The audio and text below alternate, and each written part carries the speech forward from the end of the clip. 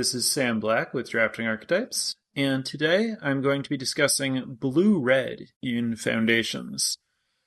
We are about a day into playing Foundations on Arena. I didn't play any before it came out on Arena. I did not attend a paper pre-release, so I have not drafted very many times, but a vast majority of those have been blue controlling decks, mostly blue-red, some not. I noticed the very, very, very, very early 17 land stats have blue-red not performing very well. Not that it's the worst. The bottom 4 archetypes are the green archetypes, and then I think blue-red is the bottom non-green archetype. And blue-red seemed pretty good to me, but like there are a lot of ways that you could draft it that aren't the way that I was drafting it. So it seemed like I probably had something useful to say about it compared to what other people are doing. So that's where I'm starting. I do think that there are likely other ways to draft blue-red. I'm going to focus on the approach that I've had and that makes sense to me, which is a base blue deck splashing red and potentially other colors, we'll get to that later, rather than like a red-blue tempo deck or something. You could probably do that, not my department. I'm sure that other people will have success with it, but it's really not what I'm looking at. What I'm looking at is blue, little red, as opposed to red with little blue. As always, or as is very, very, very often the case with blue-red, I've discussed this before, you can play blue card advantage control with red removal, or like red aggressive stuff with like blue tempo. Big Fin Bouncer, for example, is a very good like aggressive tempo card that would make sense as a splash in a red aggro deck, but again, not where my head is at. What I'm looking at is the fact that blue-red is very good at filling the graveyard due to the draw-discard theme, and the fact that there are flashback cards in blue and red, and then Tolarian Terror take advantage of this theme and filling the graveyard and stuff. So I like to play it as a very spell-heavy controlling deck that's trying to turn the corner with Tolarian Terror. And that's basically what's happening. I want cheap interaction, counterspells, cantrips, Tolarian Terrors, and good uncommons and rares. So, understanding that that's the game plan, I want to talk about the commons that I'm looking for, ranked in order of the average pick, like how highly I would take them on average if I know that I'm this archetype. There's a lot of wiggle room here. You're trying to balance a lot of different pieces. Like, you need, because it's impossible to loop your deck. Like, there's no way to put a card from your graveyard into your library unless there's just no way to do that. Progenitus never goes to your graveyard. It's the only thing that's kind of like that. And you can voyage a creature to put it back in your library, but let's be realistic, that doesn't help you avoid decking yourself. So you need to kill your opponent. I hate it, but it's true. So, given that you need to kill your opponent, part of your deck has to be creatures that can actually kill your opponent. Outside of that, you need early removal, you need big removal, you need card advantage. I like the counter spells. So you need a balanced-ish amount of all of this. Like, not the exact same number of everything, but having at least some of each of that stuff is better than having more of some and none of another. So you need to pay attention to normally I would take Burst Lightning over everything, but maybe here there's Burst Lightning against Tolarian Terror, and I'm not sure that I'm going to reliably be able to kill my opponent. Or maybe there's Burst Lightning against Uncharted Voyage, and I have no way to deal with a 5 toughness creature. Stuff like that can happen. But early on, when I don't know where things are going to be, my top priority is Burst Lightning. Red, deal 2 damage to any target. Kicker 4, make it 4 damage instead. Tolarian Terror, 6 in a blue, 5/5, ward 2, cost 1 less for each instant and sorcery in your graveyard. It's largely the card that I'm building around, so it's important to have some of them. Refute, 1 blue, counter target spell, draw a card, discard a card. This card is really impressive. Normally, counter spells, like common counter spells, don't really like get you ahead. But in core sets in particular, draw discard on your counter spell is very meaningfully advancing your game plan. It also makes it easy to play somewhat situational cards that you can discard if it's not going to be good in this game or matchup. It works well if you're splashing. It works well with flashback cards. It's really, really good. I've been playing like 3 or 4 in most of my blue decks, and I don't know that that's the ceiling. Uncharted Voyage, 3 in a blue, put target creature on top of its owner's library, surveil 1. This is a worse version of the same card in Duskmourn because it only targets creatures, but it's still good. Next, Think Twice, 1 in a blue, draw a card, flashback, 2 in a blue. I like having cheap cantrips to trigger prowess and enable Tolarian Terrors, and I like having flashback cards to discard to my draw discard stuff. Think Twice does both of those things. I think Twice is very good. Thrill of Possibility, 1 in red instant, discard a card, draw 2. You want to use your cantrips very early and very proactively to get your Tolarian Terrors set up.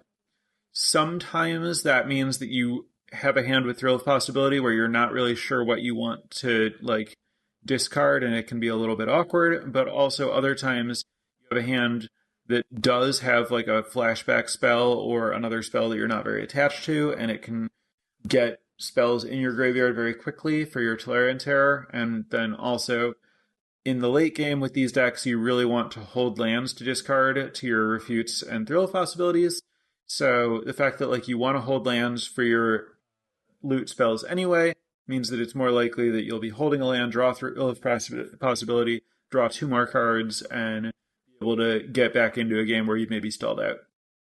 Big Fin Bouncer up next. Big Fin Bouncer is weird. It's a strong card, but I really want to maximize my non-creature spells if I have a lot of Tolarian Terrors.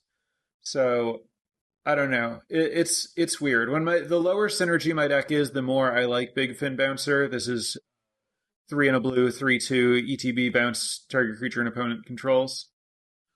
Next I have Incinerating Blast, 5 mana sorcery, deal 6 damage to a creature, draw a card, discard a card. This card is played pretty well. 6 kills almost everything, and I do want some hard removal for big stuff, and again, the looting feels really good. And I also haven't minded having a few of these and drawing them early because then I'm reasonably happy to discard them to Refute or Thrill of Possibility to get my Tolarian Terrors down faster. Next I have Lightshell Duo. Lightshell Duo has very impressive early stats on 17 lands, which I think is mostly due to it just it goes really late, no one's spending a pick on it, and I think that the decks that want to play it are pretty good. The Surveil is nice both for enabling your Tolarian Terrors and any other graveyard count stuff that you have, and then also it's a meaningful amount of card selection. And this is the 3 in a blue, 3/4 prowess ETB Surveil 2 reprint from Bloomborough.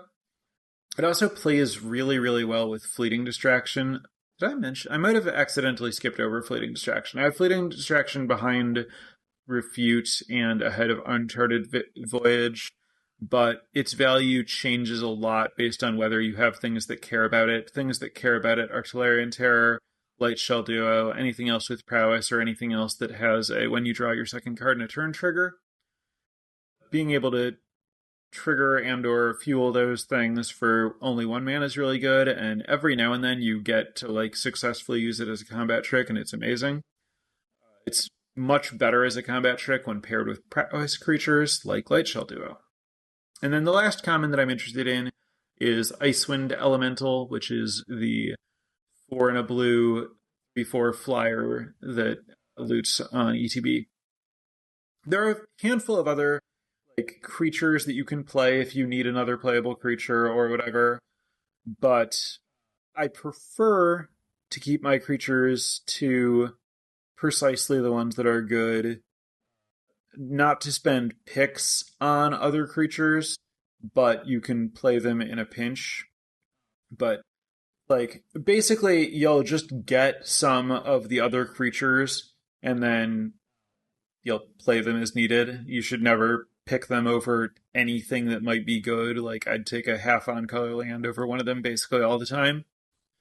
So those are the commons that I'm looking at that are trying to be the backbone of the deck that I might actually take over something, as opposed to just like, well, there's literally nothing in this pack. I guess I'm stuck with some red creature or whatever. Uncommons, the best is Mischievous Mystic, the 1 and a blue 2/1 flyer that makes a 1/1 flyer when you draw a card, when you draw your second card in a turn. Unbelievable card. Then Fiery Annihilation, the 2 and a red, deal 5 to a creature, exile it, also an equipment that's attached to it. Then Abrade, 1 and a red, deal 3 to a creature or destroy an artifact. Then Essence Scatter, 1 and a blue. Again, just premium, cheap interaction is very high priority. Then Arcane Epiphany, 3 blue, cost 1 less if you have a wizard, draw 3. Then Fabloom Trick. I suspect Fabloom Trick is going to have better stats than Arcane Epiphany. I think it's pretty close, given that I'm drafting this as more of like a grindy control deck and less of a tempo deck. I'm going to err toward Epiphany, but if you are at all aggressively slanted, then Fabloom Trick, the 2 and a blue, make 2 1/1 flyers, then tap a creature, is likely better. Then Micromancer, the value on this changes a lot based on whether or not and how many 1 mana instants you have. This is 3 and a blue 3/3 ETB, search your library for 1 mana instant, put it in your hand. Maybe sorceries too? I don't actually remember offhand. It's relevant for Eaten Alive. Next, Heartfire Immolator, 1 in a red, 2/2 prowess, red, sack, deal damage equal to its power to a creature or planeswalker. Then Brineborn Cutthroat, but these could go either way. Brineborn Cutthroat is the 1 in a blue, 2/1 flash, whenever you cast a spell on your opponent's turn, it gets a +1/+1 counter. I like Immolator because it doubles as removal, but Cutthroat being instant, playing well with your other instants, it's very close. They're both good 2-drops. Then the last good, but still good 2-drop, Slumbering Cerberus. That's 1 in red for a 4/2. It doesn't untap during your untap step, but does untap whenever, at the end of any turn in which a creature dies. Then Inspiration from Beyond. That's 2 in a blue, mill 3, then return an instant or sorcery from your graveyard to your hand. This one is interesting. It's played really well for me. It's very good, especially with cheap removal like Burst Lightning. I also had one draft where it was really good in conjunction with Heroic Reinforcements as a way to like Heroic Reinforcements twice in the late game as like a pretty reliable way to close.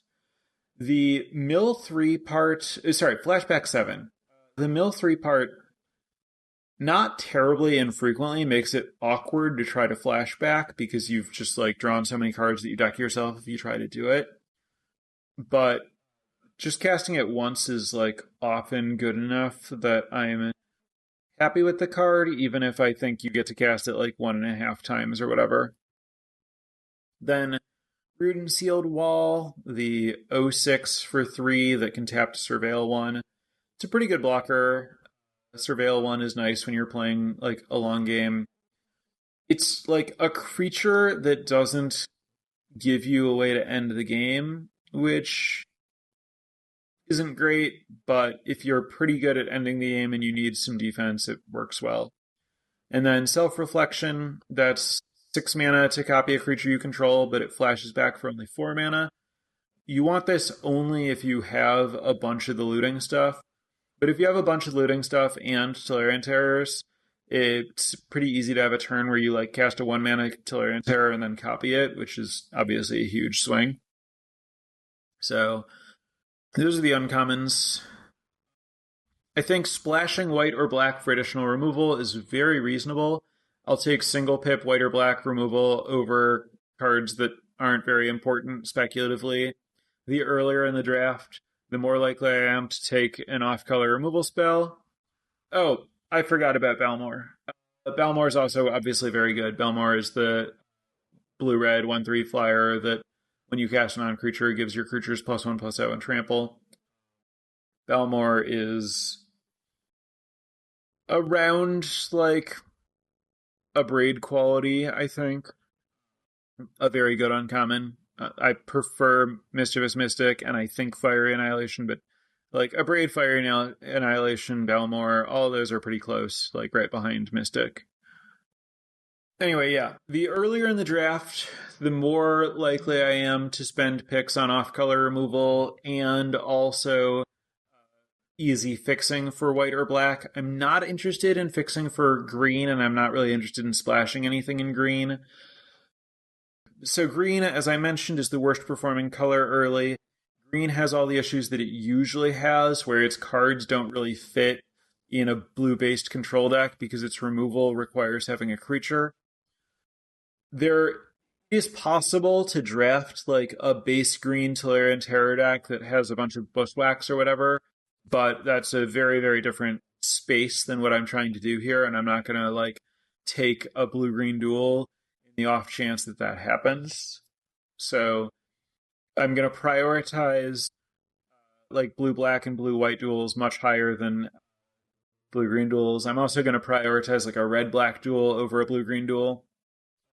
And then the more, fixing I have, the more set up I am to splash, the more likely I am to take an off-color card as the draft is going. This is, basic stuff in that it's true. Basic in that it's true in every format rather than that it's like easy.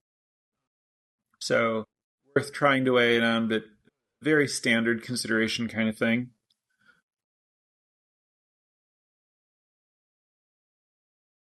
There are a lot of cards that are clearly targeted at blue-red that I'm not very interested in. Cards like Firebrand Archer and the 2/2 flyer that's also Firebrand Archer for 3 mana, and the 0/4 Cyclops that gets +3/+0 when you cast a non-creature, and Erudite Wizard, the 2 and a blue 2/1 that gets a +1/+1 counter when you draw your second card. And I guess, yeah, also the 1/2 flying vigilance that you can spend a blue and a red and tap to draw and discard. All of these things are, again, like, I wouldn't be surprised if any of those cards ends up in a deck. I think that, like, the guys that ping when you cast spells are pretty off-plan, but are reasonable just as a way to make sure that your opponent dies before you deck yourself a higher portion of the time if you're like lacking good finishers. All of these are like, if I'm like very low on creatures and high on stuff that works with them, like Erudite Wizard, if I have a lot of cantrips specifically, Crackling Cyclops, if I have a lot of cards that I want to cast proactively rather than just a bunch of counter spells, then maybe. But like, they all are pretty weak or require your deck to be exactly right or have or are just like kind of low impact and mana intensive in the case of the Strix. So they're all cards that might end up in the deck. They're just not collectively never worth spending picks on. If you're in blue and red, you'll end up with them because there won't be other cards in your colors. You can play them as needed for your curve. Sometimes they'll overperform in some games or in some decks. The important thing is just don't take them over non-creature spells, because you're going to get more creatures than you need, and your good cards need the non-creature spells to function. I like playing a lot of refutes. You need to make sure that you balance those with things that like make you not die to the stuff that can get under it. So another example of a creature that you shouldn't spend a pick on and generally shouldn't play, but in the right deck you can play, is the O5 Turtle. If you have a lot of refutes, it's kind of nice to be able to be like, well, I'll cast this thing, and now if they sneak an ambush wolf through or whatever, I can block it and not worry about it. And if we've made it to turn 3 and I don't need to defend myself, I can just discard this turtle to refute and move on with my life. So, I think if you have like up to 3 refutes, it doesn't change your deck all that much. Once you have 4+, you need to, really pay attention to how am I going to not be behind early? And then the refutes can just kind of like take care of the rest. You'll still want some hard removal for stuff that sneaks through and stuff like that, but they can do a lot of heavy lifting if you're like pretty well set up for the early game. You'll notice that like almost every card that I want is blue. It's really just like blue spells and creatures, and then like red removal, which means that your deck is generally very heavy blue, light red, which is good when you're trying to cast one blue card that like draws and can find your mana and stuff. Pretty easy to have like a 10-7 or even 11-6 favoring blue, of course, mana base. But also the fact that you're just like blue and removal means that it's very, very, very easy to splash, to be, blue with 1 or 2 or 3 splashes, and just, use your draw and discard stuff to discard an off-color card, discard an extra land of a color you already have to find a land of a color you don't have. This deck sees a ton of cards, like too many cards. Like you're in danger of decking yourself more than you're in danger of not finding a specific card. The real danger of not finding a specific card is if you're relying on like only 1 or 2 super high impact cards to win the game, and they're in like your bottom 3 cards, and you don't find them before you just like deck yourself after finding them. That's the biggest danger. Because there's also like, there's surveil and not scry, so there's no way to like pad the bottom of your library and make sure that your good cards aren't on the bottom. And there's nothing like an impulse that lets you like dig for a card and put the stuff you don't need on the bottom. So that's kind of the thing for me that's most frustrating about the lack of anything that lets you like thicken your deck, like put more cards from your graveyard into your library.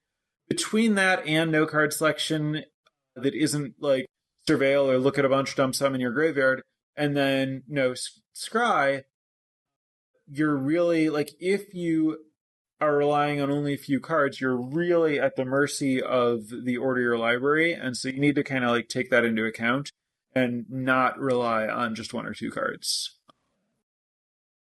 I've certainly lost some games with these controlling decks where everything's going right in terms of like being stable, the early game, having card advantage, like not dying to stuff, but my library is just in a bad order, and so I can't win. On the one hand, it's like okay to like lose some games to that. On the other hand, if you can draft in a way that minimizes it, it's definitely worth doing. At the same time, when you go too far the other way, I've certainly lost games to like my deck has 3 or 4 Tolarian Terrors, and I have 3 or 4 Tolarian Terrors in my top 10 cards, and I can't turn them on, and I just like die with a handful of uncastables. So that's kind of what I'm saying about like the deck is really powerful, but getting the exact right mix of all the disparate pieces you need is non-trivial. And I've definitely had, like in the short time, I've had a bunch of 6 and 7 win decks that that are like basically like this, and I've also had like 0-3 and 3-3 decks that look pretty similar, but just like something goes wrong. They don't have a couple of rares to like pick up their power level and let them end games, and so they like trade too much early and die to rares, or any of the like, there are a lot of different failure states here. The core is really powerful, but there's a lot of stuff that can go wrong. And that's mostly just going to take some amount of like iteration to figure out like what's the exact right balance. What, you want to get to the point where when you're drafting, you know where you're behind, like what is this deck's specific problem. This is, I think, kind of like fundamental to drafting any of these like use my whole deck control decks. Came up a lot with the like stream of thought decks that I wrote about for MH1, where like that there are all these different boxes that you have to check, and once you've really internalized all the different needs for a deck while you're drafting, you want to say like, okay, I know that I need to be this good at doing this. I need to be this good at doing this. Often that translates to I need like X cheap removal cards, but it's really I need to be this good at living through the early game, and that could be a mix of cheap removal and like early creatures and essence scatter and a sweeper, whatever. But you have like all these different, like, I don't know, you can think of it in a lot of different ways. Progress bars at different skills is a reasonable analogy for it. And while you're drafting, every card that you get kind of ticks up your progress bar in the skills that it contributes to. And you want to be paying a lot of attention to like which of your skills are too low, what things your deck doesn't do well enough. I'm not good enough at drawing cards, so I'm just going to like 1-for-1 and then maybe flood out. Am I not good enough at living the early game? Am I not good enough at closing? Am I not good enough at answering bombs? You want to be really, really aware before you finish, you want to know where you're at each pack so that you can draft the cards that shore up each weakness.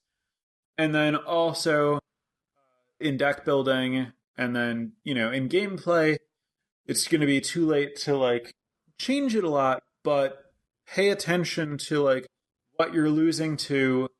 And then like when you lose to something, look back at your deck and go like, okay, was that a fluke or was this deck underprepared for it? Did I just not see the cards that I needed there? Or was I underrating this skill? Do I need to pay attention to like putting more points in the form of cards that are good at this thing into this deck the next time I draft it?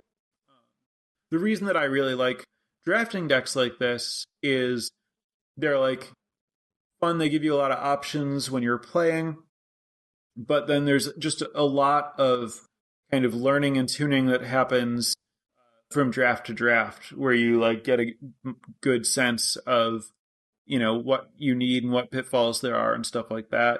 Obviously, one day in, this is all going to be a little bit rough on my end, but it's also, I think, a project that you kind of need to go through some drafts this way yourself rather than just like me telling you card ranking, because it's all so fluid.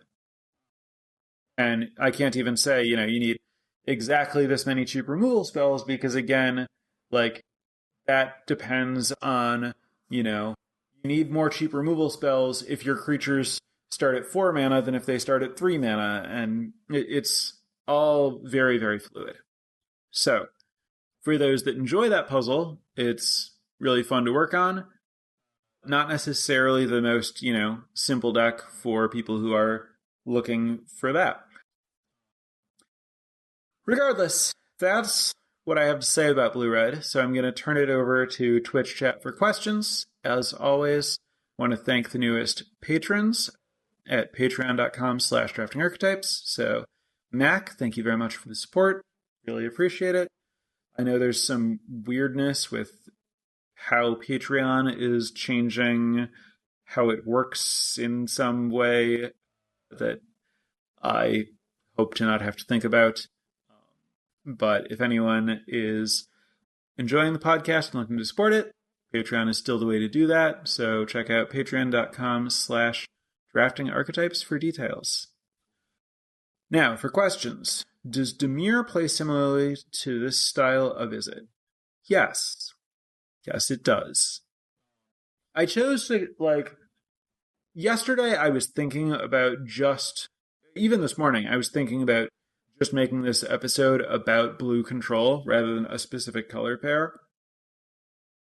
I chose to focus on blue-red because I think that Thrill of Possibility and Incinerating Blast, the draw and discard element is most present in blue-red and makes the flashback stuff more relevant and Tolarian Terror very good, and that's kind of where I had the most experience and where my head was really at.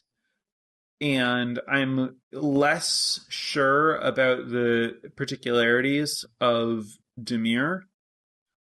It does its own grave, it has more surveil, and it has some other looting, like the blue-black uncommon that draws and discards on ETB or attack. Both blue-black and blue-red are very much kind of differently about filling the graveyard. Ton of overlap. Way more similar than different. Grixis in general very much works as a single archetype, and this is certainly maybe just a faction of Grixis where a lot of it can be thought of pretty similarly. So, yeah, given I don't know if I'll end up doing a separate episode on blue-black or not, or if, this is just kind of the blueprint for multicolor blue or for blue control and, sub in black removal instead of red removal or in addition, and it's basically the same thing.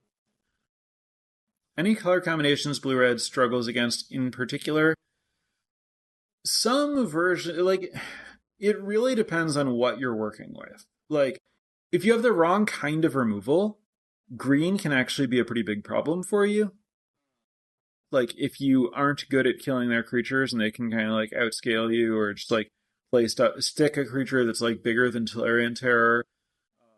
And Ambush Wolf in particular, the 2 and a green 4/2 flash ETB exile card from a graveyard, can be very good at playing into counter spells. If your opponent knows that you are just obviously passing with a counter up, they can just go end your turn 4/2 flash. Now, if you let that resolve, you're getting hit for 4 a turn if you don't have a blocker, and if you counter it, they get to untap and resolve some real regular creature that you then need to have an answer for. And also, it's incidentally eating a spell from your graveyard to make it harder to cast Tolarian Terror. So, green has the ability to make things awkward for this deck sometimes. There's, if you have too much spot removal and not enough, creatures, then some of the, cantripy, tokeny white stuff, the cat that draws a card and the cat that makes a cat and resolute reinforcements, they have the ability to go wide, and if you have to actually individually kill all of their creatures with a removal spell, that's pretty bad for you. But if you just have to kill a few things, cantrip once or twice, buy some time, and start playing Tolarian Terrors and they can't deal with it, not as big of a problem. But if your opponent has a bunch of Banishing Lights and Make Your Marks or whatever it's called, the white kill a big creature or disenchant thing, then your Tolarian Terrors don't work, and then you're in trouble again. So it's going to depend more on how specific cards line up than how archetypes line up generally. But yeah, in general, things that are good against you are stuff that goes wide is good against spot removal. Stuff that is big is good against red toughness-based removal. Stuff that's good at killing big creatures is good against your big creatures. and Graveyard Hate is pretty reasonable against your like Tolarian Terror graveyard stuff to the extent that that matters. I'm sometimes hesitant to play out creatures and sorceries when I have a counterspell in hand. If you're slightly behind on board and you're still mana bottlenecked, when do you choose to hold up counters versus proactive plays? Well, so a lot of it is like, if I tap out, how likely am I to lose to a thing that my opponent can resolve? And if I don't tap out, how likely am I to lose to what my opponent has on board? The reason that this is framed in terms of what you're going to lose to, rather than like how are you winning, is that in the early game while you're bottlenecked, that's what you're thinking about. For the most part, if you're trying to draft your deck and play in such a way that if you don't lose, you'll win eventually. So the question is just, what are you exposing yourself to? Tolarian Terror trumps most creatures that your opponent can play, and if your opponent is also light on mana, they're unlikely to be able to kill it. So it's often safe to tap out to play it, and maybe they'll play something that means that it can't attack or whatever, but you'll probably still be stable, and then you can use the counterspell later. But the other question is like, what does the rest of the game look like, right? Like, if you don't play your creature and you hold up the counterspell, if your opponent does nothing and just attacks you, what happens? Did you need to use that counterspell to advance your game, or do you have something else you can cast? Are you taking an amount of damage where this is or is not sustainable? Like, it's okay to, lose a bunch of life as long as you know how much you're losing and you know what the stabilization path looks like. There are spots where it's like, okay, I'm going to take this hit, I'm going to counter a thing, I'm going to take a hit the next turn, I'm going to deal with another thing, then I'll be able to like play my Tolarian Terror and removal spell. I'll be stable unless something weird happens. If my opponent alphas, I'll like go down to 6, but from there, like I'll have everything under control. And then there are other times where you have less information about it, and when you can't see where things are going to stabilize, you might need to be a little bit more cautious, because the fact that you can't tell might mean that it's like further out. So, I mean, the answer is basically think about how the next few turns are going to play out. And, some of that involves like, if my opponent has X, Y, or Z, and you can just, like, if my opponent's hand is every common in their colors, what happens in each of these scenarios is like a reasonable way to think about it. Also, you want to not put like, you want to like, okay, if they have access to every common, what would the worst thing for me be? And then also just kind of generically, if they play a rare that costs the amount of mana that they have, how bad will that be for me? Those are some pretty reasonable like ways to try to figure out like how risky each of these things are. But there's not like a clean answer, but the answer is think through the next few turns and make the play that seems to have the lowest chance of you losing to something. A question that I missed earlier: how has Witness Protection or Imprisoned in the Moon felt? I don't like them. Imprisoned in the Moon is expensive. Witness Protection is not necessarily the most real answer and isn't a spell in your graveyard. That said, I don't think they're unplayable. I think they're just like pretty low priorities. Like the fact that they're both like the bad types issue, even aside from the fact that like, your opponent could like destroy the enchantment and then you have to deal with the thing again. Like just the fact that it isn't an instant or sorcery is a real consideration when you're building around Tolarian Terror. But, if you're blue-red and you have like a lot of like little red removal and not like good answers to big stuff, even if you have like an Uncharted Voyage or two and you're like, yeah, but what if they just cast it again? One answer to that is you can, do the like on your turn Uncharted Voyage. Now I get to untap and I have a counter spell, but maybe you're light on refute. Like there are situations where I think it would be fine to play a Witness Protection or Imprison in the Moon, but I don't think that you should take it highly, and I don't think you should try to play more than one-ish of them. How good is Aetherize? If you're heavy on refutes, it offers a way to catch up when they get under you. Yes, and also if you're heavy on refutes, you can discard Aetherize when it's not good. I think that it's not very good, but potentially playable if you're like refute heavy. It is nice to have a way to stabilize when people are wide. It's good against some version of tokens. It's good against like overrun and other combat tricks, but it's also really bad when you're the one who's attacking, and very bad against a single creature, and very bad against other control decks. So I don't think you should prioritize it. I don't think you should play more than one. But if it is doing a thing that you think that you need, then by all means have access to it, and you can, discard it reasonably aggressively when the game doesn't like start out in a way where it's going to be useful to stabilizing. Also, if you're playing best of three, I think that you should prioritize it not highly, but appreciably more highly, because I do think that it's a good sideboard card. But one of the nice things about just having like a lot of looting in your deck is that you can afford to main deck some sideboard cards. And I think that is going to wrap us up.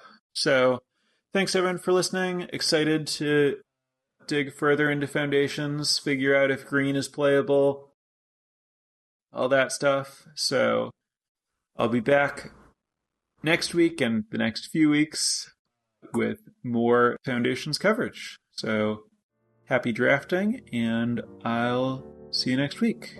Bye for now. Prepare for light speed.